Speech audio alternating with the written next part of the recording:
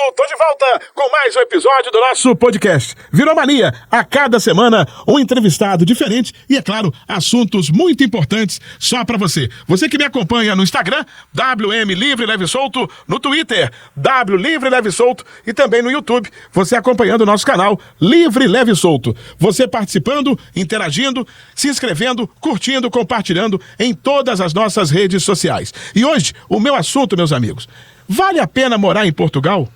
Você que é brasileiro, sonha em morar fora do país. Será que Portugal é a melhor opção? E é por isso que eu trouxe aqui Cris Azen. Ela é a minha convidada no episódio de hoje, podcast Livre, Leve e Solto, falando sobre Portugal. A Cris Azen, meus amigos, ela é influencer, ela é empresária e é mãe. Ou eu tô enganado, Cris? Olá, gente, é isso mesmo. E é um prazer estar aqui, poder falar de um assunto que eu vivi tão intensamente durante 5 anos na minha vida. E eu me mudei com a minha família para Portugal em 2018, né? Então foram muitos anos. Hoje você é mais o quê? Influencer? Você é empresária ou você é mãe? Então, eu sou uma jovem senhora de 42 anos, né? A gente chega numa fase, numa idade da vida que você já é um pouco de tudo. Hoje em dia eu sou mais influencer. As minhas filhas já estão um pouco mais crescidas. A mais velha vai fazer 13 anos, a mais nova tem 8.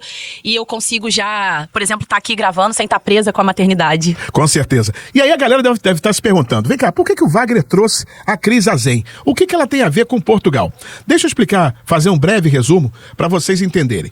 Ela se mudou para Portugal em que ano? 2018. 2018, ou seja, há 6 anos atrás. Ficou lá por 5 épocas, ou 5 temporadas, né? Tanto faz. Mas e aí, no início foi tudo mil maravilhas. Mas com o passar do tempo, essa situação que era tão maravilhosa, tão fantástica, o sonho dourado para ela, para o marido e para as filhas, acabou se escurecendo. E vários problemas aconteceram. É mais ou menos por aí, né? É isso aí. É mesmo a questão de quando você realiza um sonho, você tem todo um entusiasmo, vem junto com isso. Então o seu olhar para tudo que está acontecendo é um olhar de entusiasmo. Eu não sei se quem estiver assistindo aqui, responde aí para você que está assistindo a gente, se você já pensou em morar fora. E não só morar fora, mas morar em Portugal. E a ligação que o Brasil tem com Portugal, né? Cerca aí, pesquisas vão apontar que uns 70% dos brasileiros têm algum grau de parentesco com portugueses. Ou seja, muitos ainda têm direito à nacionalidade portuguesa. Então a gente passa pela nossa história. Eu sou carioca, principalmente o Rio de Janeiro, tem muita influência dos portugueses lá na arquitetura do centro da cidade, em várias histórias que passa a família real que viveu no Brasil, e isso sempre me cercou de muito magnetismo. A primeira vez que eu ouvi falar de Portugal, alô, tia da 5ª série, né? Quando você tá estudando lá o descobrimento do Brasil, que você ouve falar que existe um outro país lá do outro lado do oceano e que descobriu o Brasil e que são os portugueses. Mas na época era uma coisa muito distante pra mim. Eu venho da zona norte do Rio de Janeiro, filha de um taxista, de uma dona de casa, nascida e criada em Irajá City. Mas depois, na vida adulta, eu consegui realizar o sonho. A primeira vez que eu fui a Portugal, eu me mudei com a minha família em 2018.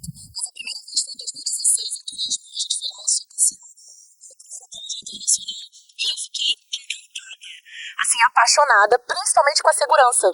Eu vou contar uma história que estão vendo aqui, vão entender, ver se você concorda comigo. Eu tava lá na beira do Rio Tejo, voltando de um passeio, já era quase 11 horas da noite, lá de frente pro Rio Tejo, a margem lá, bonito, frio, e tinha uma menina sentada sozinha com um MacBook lá, deserta a rua, escura a rua. Eu falei, essa menina é louca de estar sentada aqui, pode ser assaltada. Aí meu marido falou, Cris, você não tá no Rio de Janeiro, ela tá aqui de boa. Então essas coisas, principalmente segurança, foi o que me encantou em pensar morar em Portugal. Com certeza. Agora, você tá acompanhando o nosso podcast, eu repito, Livre, Leve e Solto, curtindo, compartilhando no Instagram, no Twitter e também no YouTube. Mandando um grande abraço aqui para o Balbinos Costelão. O Balbino tem a melhor costela do Rio de Janeiro. Olha ele aí, delícia de costela desde 2016. Lembrando que no final do nosso episódio, nós vamos contemplar uma pessoa que vai ganhar um almoço para 4 pessoas da família lá no Balbinos Costelão. O Balbinos fica em frente à estação do BRT da Praça do Bandolim. Esse é o detalhe. Balbinos Costelão, delícia de costela. Lá você come costela, você come cupim, você come realmente tudo que é de melhor, né? Você gosta de tropeiro, Cris Azen? Gosto muito. Bolinho de feijoada? Sim. Bolinho de costela? Ai, meu Deus, então, a gente falando de comida. Um dia eu vou te levar lá no Balbinos Costelão para você conhecer o Balbinos e também essa fornada que ele consegue mandar para todo mundo. Então, delícias de costela com meu amigo Balbino, lá no Balbinos Costelão. Um outro detalhe importante é que você que está participando do nosso podcast hoje, concorre também, e quem está no Instagram sabe muito bem disso, nós já estamos lá com um post já exibindo nesse mês de março, mês da mulher, com soprazer.com.br. São produtos eróticos, olha aí. Sorteio especial mês da mulher, kit com 3 itens do Sex Shop. soprazer.com.br. Nós estamos oferecendo aqui uma lingerie preta, um kit de pompoarismo e um vibrador com várias intensidades. O resultado acontece dia 27 de março. Você vai lá no Instagram, WM Livre Leve Solto, vê direitinho as regras para participar e quem sabe levar para casa no mês da mulher esse kit maravilhoso. Imagina só o que vai acontecer no final do mês, hein, Cris? Gente, final do mês promete, hein? Ó, a galera... Vibrador com várias intensidades, kit de pompoarismo e uma lingerie preta. Tudo para apimentar ainda mais o seu casamento, o seu namoro. Agradecendo, então, a Só Prazer, www.soprazer.com.br. Vamos lá, voltando ao nosso papo aqui. Você foi para Portugal primeiro para conhecer e acabou querendo ficar em definitivo. Isso. Como é que foram os primeiros meses? Foi... eu falo que você, quando é imigrante, quando você vai para outro lugar, é um lugar que você...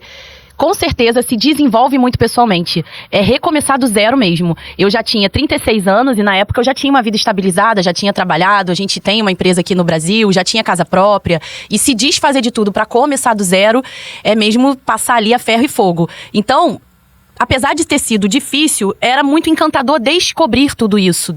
Redescobrir as coisas, novos lugares para comer, novos lugares para visitar, como era a matrícula em escola, como era conseguir médico de família. São todos os temas, a documentação que o brasileiro precisa ter. Então era uma descoberta, foram primeiros meses de descoberta. Você foi morar em Braga, né? Braga é a cidade que recebe mais brasileiros ultimamente em Portugal, né? O próprio presidente da Câmara de Braga, que seria o prefeito, já falou em algumas declarações a veículos de comunicação que Braga virou o Braguil. Para você ter noção, é a cidade que concentra, hoje em dia, a maior comunidade brasileira de Portugal. Aonde foi a sua decepção? A minha decepção, pasmem, foi com relação à escola pública em Portugal. Eu sei que é difícil eu falar isso e muita gente vai poder, de repente, me chamar de louca aqui nos comentários, porque o senso coletivo da maioria das pessoas é que o ensino público em Portugal é muito bom. Aí a gente tem que parar para analisar outras questões que são mais importantes para mim. Eu posso explicar. Calma, não comecem aí a julgar antes da explicação. O conteúdo programático, ou seja, a matéria, é mesmo forte, é mesmo muito boa. Ok. Mas as relações interpessoais, a pedagogia... Vamos voltar um pouquinho no passado e pensar num Brasil da década de 40, 50, onde ainda existiam castigos, palmatória, em algumas escolas em Portugal. É claro que a gente nunca pode generalizar, vou deixar claro aqui, tá? A gente nunca pode generalizar nem todo um povo, nem toda uma escola. Mas na grande maioria das escolas, e eu recebo muitos relatos mesmo nas minhas redes sociais, de pessoas de outras famílias que passam por situações assim.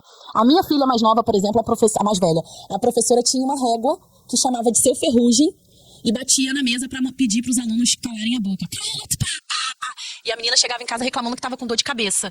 É claro que ela não dava com força na cabeça de um aluno, mas hoje no Brasil é impensável uma professora ter uma régua que fica batendo na mesa, gritando e que dá tapinha na cabeça dos alunos pra ficarem quietos. Isso é comum em escola pública, é isso? É comum em escola pública e não só. As crianças, existem, pra quem tá pensando em morar em Portugal, é básico da escola pública. O ano letivo ele começa diferente, ele começa em setembro.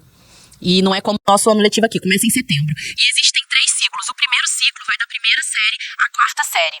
Nesse período, as crianças ficam o dia todo na escola. Então elas almoçam na escola. E existe uma outra coisa que também me decepcionou muito, que é uma questão muito cultural para os portugueses, e eu tenho um avô português, ele até o último dia da vida dele, ele tomava sopa antes do almoço e do jantar. Ou seja, podia estar fazendo calor ou frio, ele tinha que ter a sopa antes, hábito português. E nas escolas não é diferente. Mas criança brasileira que chega em Portugal e não tem esse hábito, é obrigada a comer a sopa, mesmo que ela não queira.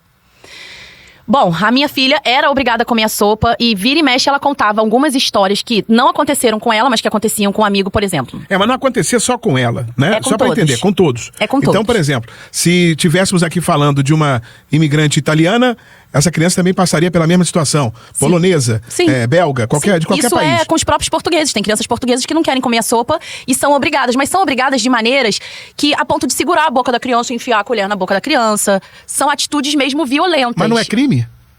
Em Portugal, não.